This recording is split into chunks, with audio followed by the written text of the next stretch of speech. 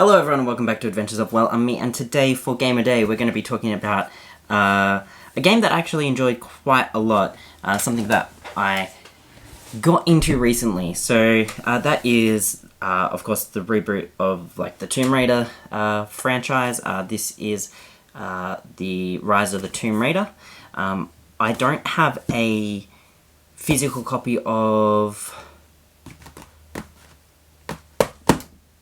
Tomb Raider Definitive Edition that got released on the PlayStation 4 when they rebooted that franchise. But I do have this one, which is cool. It's like their little, I guess, I don't know if you call it collector's edition or just like a special print run of it. I don't know how it's listed. It's the 20th anniversary celebration, though. So pretty much it has a little art book as the cover. So it's always nice when you get little covers and things like that. With just different things, like it's got artwork that is of the different Lara Crofts throughout the ages and things like that all together, which looks pretty cool. But yeah, I had played the original Tomb Raider games on the PlayStation 1 back in the day. I was never really good at them, and more so than anything else, they really did just frustrate me. So when it came to getting to the reboot, I thought I'd try out. I had it on the PlayStation 3, and I ended up getting it on the PlayStation 4 as well. And when I played it all the way through, it was on the PlayStation 4. I also had a copy on Steam, which I tried playing on my Mac, and that was just frustrating. My old Mac. So that was a while ago. Yeah, that was just a frustrating experience. But this game, the second one, I really enjoyed it. I liked the setting. So the first one, you're trapped on like a Japanese type island. I think it's an island off the side of Japan, where you've got like these local inhabitants that are causing you grief while you're there. Local, I guess, being that someone's gone and taken control of the island or something. I can't really remember the exact details, but it's like a group of people that are on that island. Maybe they're looking for the treasures and stuff like you are. I can't remember. A lot of these action-adventure games, even like the Uncharted series, goes over my head when it comes to what's actually going in the story, especially when it gets like the supernatural things. I find that is always quite weird, and I start to just zone out and not really pay attention. But this game I found to be quite fun. It's set in like a snowy region in the mountains and stuff, for the most part, and yeah, I found it really enjoyable. It is it's definitely an interesting game. I liked the crafting aspect of this rebooted franchise. I love games where you get to craft upgrades for your weapons, and especially with the bow. I love that kind of hunting aspect in the game. I think that's one of the bigger draws to it. I love games where you can play as like an archer, like a archer type class of character, and when it's integrated into like this awesome character, Lara Croft, I think that's definitely something enjoyable in that sense itself.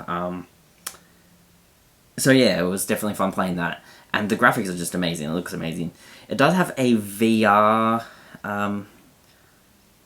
like level thing that you can do, which I never actually did. So I should probably try that out at some point, seeing as I've got the PlayStation VR. I do find the VR can be hard at times in terms of the more realistic they try and make things look, the more motion sick I get. So I played things like the Gran Turismo gaming VR, made me sick.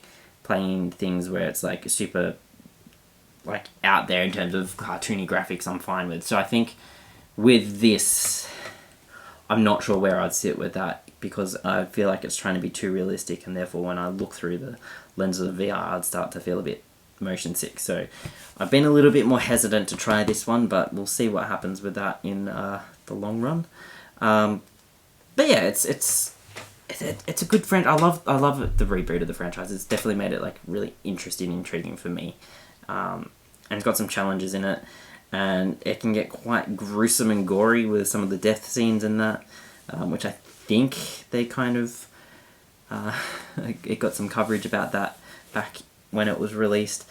But I think like that's all part of it. It's making the games, rather than like sexualizing the characters, it's making it more, she's just hardcore. She's hardcore. I love that. I love that aspect of it, where it's a girl that's just taking control. Because not a lot of games do that. They often have the male lead, or even like the supplementary characters in the games. It's like the ditzy female or the female that always needs help. Whereas at this role, you are the female character and you get to take control. And I think that's good for just general dynamics in games. Definitely makes things interesting. And I think more of that does need to happen. And you've seen a lot more of it happening in the past few years, where there's these strong female protagonists coming out. And I think that's great. It's definitely more interesting than just the stale old random white male guy that's kind of taking lead. I'm glad that there's a bit of diversity and change coming in the way that they present main characters in games. So that's definitely interesting. I've actually got Shadow of the Tomb Raider, which is the third one in their like reboot series, but I haven't played it because I gave it to my father-in-law and I haven't taken it back because he never finished it because he was playing something else as well. He's been playing Red Dead Redemption 2 forever, and he's now playing Death Stranding. Those are games that I don't own, so I'm sure one day I'll get to owning those or playing them, especially as the prices come down. If there's a, price drop in a lot of games as that new console, PlayStation 5, comes out, that would be great.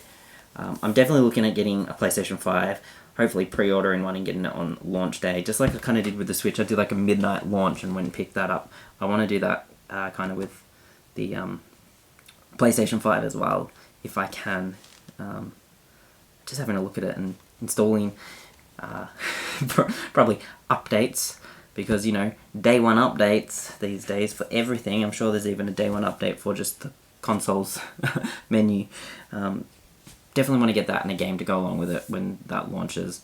I've been really big in collecting PlayStation 4 games, which kind of is what the inspiration for this series is. So hopefully with new console comes newer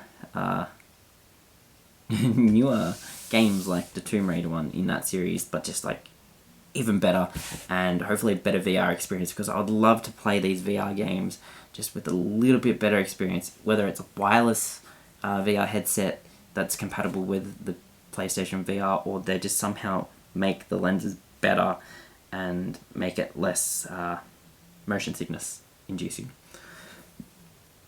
Definitely a good game. I say play the first one. It's out on a lot of different consoles. You can pick up like a remastered version on modern consoles. But play the first one. If you enjoy that, then definitely play this one as well, because it's essentially like the same game. Like, the formula. You've got the way the game plays, it's just the story changes and continues and adds a few new extra features into it, or a few different combat things. The graphics look better. So if you like that first one, definitely pick this up. Can't speak for the third one though, because I haven't played it, but I'll get there one day. But yeah, Square Enix. You know what I feel like? Square Enix. Love them. Wish they would,